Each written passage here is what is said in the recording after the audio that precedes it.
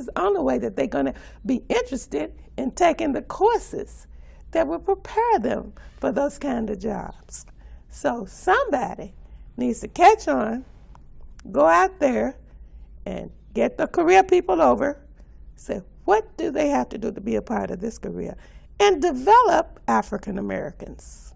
You know, they got to develop, like somebody had to develop me to want to go to Memphis State.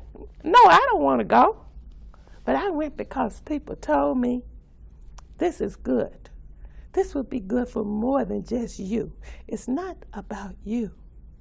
It's about laying the foundation for others.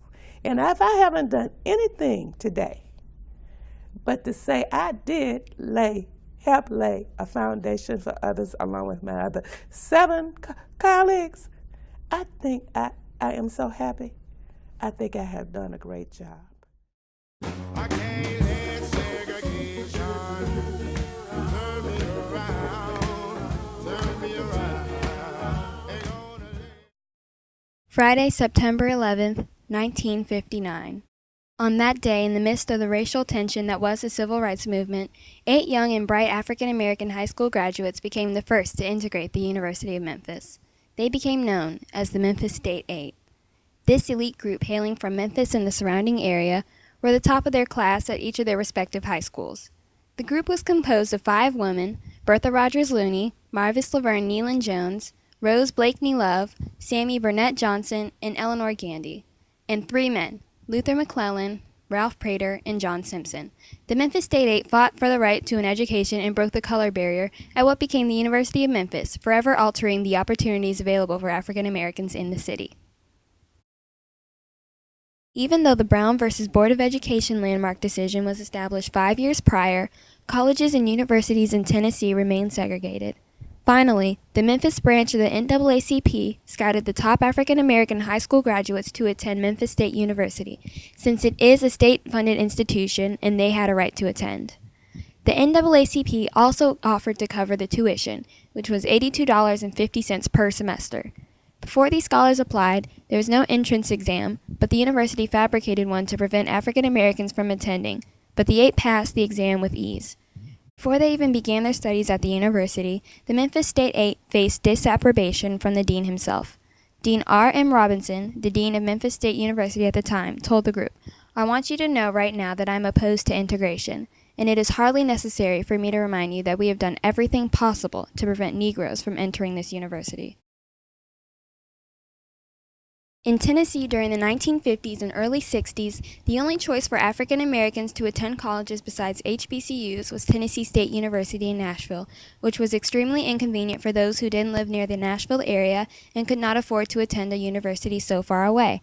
Colleges such as Fisk University or Lemoyne College, where a number of the 8 had scholarships to, were too far away or still too expensive, although they were more ideal for the majority of this group. I was asked by the principal of my school, then Mr. Harry Cash, if I would take the test to enter Memphis State University, because the university was in the process of being desegregated and the NAACP needed some students to take the test to enter that college, the university. I was also approached by Mr. Jesse Turner, who was very instrumental in getting the 8 of us to enter Memphis State, to take the test, because prior to 1958, Memphis State, which is now the University of Memphis, did not have an entrance exam. Students entered the university based on their high school records, and we were told, the 8 of us, that many of the black students, who were called Negroes then, could not pass the test. So it was a challenge just to see if I could pass the test. I took it. Entering the university on their first day, the group as a whole felt nervous. There were policemen monitoring the hallways for added protection, as well as prowl cars bordering the campus, but they were not escorted by National Guard troops. Overall, the classroom atmosphere was rather neutral, with mostly feelings of disinterest and indifference towards the group. They were instructed to sit at the back of the classrooms, and when they didn't, the other students would move away from them. For the most part, there was no physical harassment or even as many derogatory remarks as expected. Perhaps this lack of physical persecution hinted at an evolution in the civil rights movement. There were restrictions in effect for the group, however. For example, they weren't allowed on campus any time before 8 a.m. or any time after 12 p.m. It was because of this that they were forbidden from eating lunch in the cafeteria. They also couldn't take any direct contact classes, such as physical education or ROTC. Time went on, the group eventually graduated from college, although not all of them graduated from Memphis State. Some diverged and had a family, while some went to different schools after their freshman year, but all of them graduated from college and became very successful. In 1962, Luther McClellan became the first African American to graduate from Memphis State University.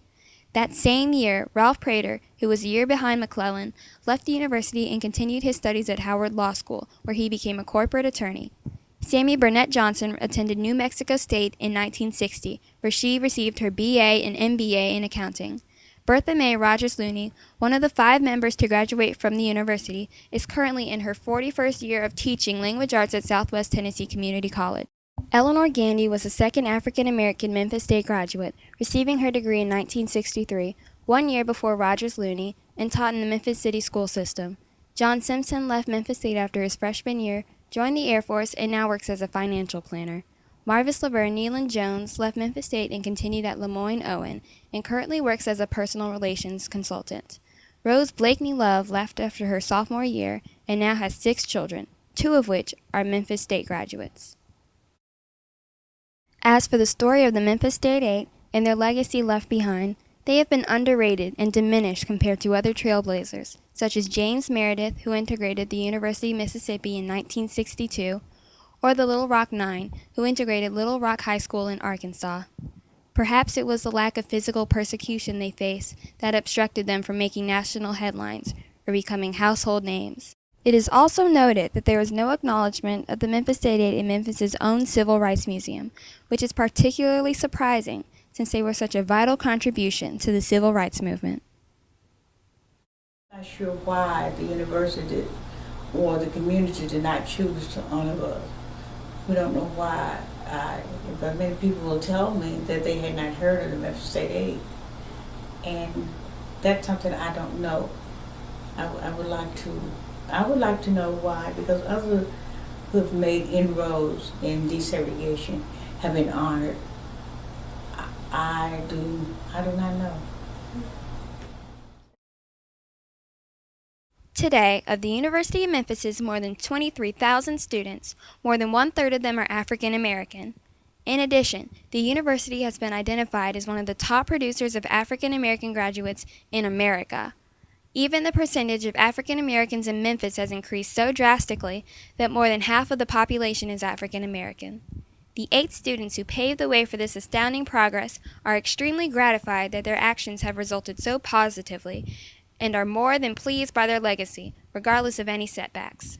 At a celebration of their achievements in 2012, the Mayor of Memphis, Tennessee, Mayor A.C. Wharton, and the Mayor of Shelby County, Mayor Mark H. Luttrell, declared September 18th to be Memphis State 8 Day. The previous president of the University of Memphis, Shirley Raines, concludes, "We hope the courage and the strength shown by the Memphis State 8 will inspire generations of future students to stand up for what they believe, to right inequalities, and to fight for social justice for all people everywhere." Career and employment. Would you do this experience over again? Would you try to integrate the University of Memphis over again? If it was a university of XYZ, Mississippi, anything else? No, Yes, ma'am. I don't know. If I had to do it over again, yes, I would, because I believe firmly in trying to help youngsters become all they're capable of becoming. And in retrospect, it, as I said before, gave rise to a lot of mixed emotions in me, but if I had to do it over again, I would gladly go through those experiences again. If the circumstances were the same, of course I would. I would, and that took some growth and some maturity to reach that decision. I wouldn't call it integration, but I'd definitely come back here. I'm not sure. Sometimes I think that I would, sometimes I think I would not. If the opportunity presented itself, and if I felt that